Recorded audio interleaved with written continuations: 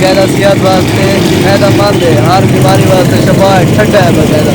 ये को पीना आता और डेली पे अल्हम्दुलिल्लाह तबीयत भी सेहत भी बिल्कुल ठीक है।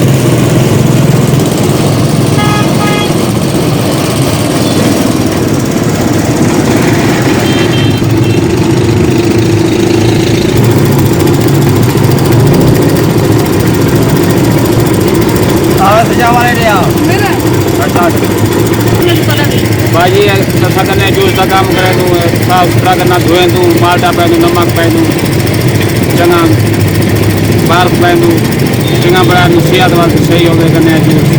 साफ सुथरा केमिकल वाला जूस नहीं है, ये सही है भाई।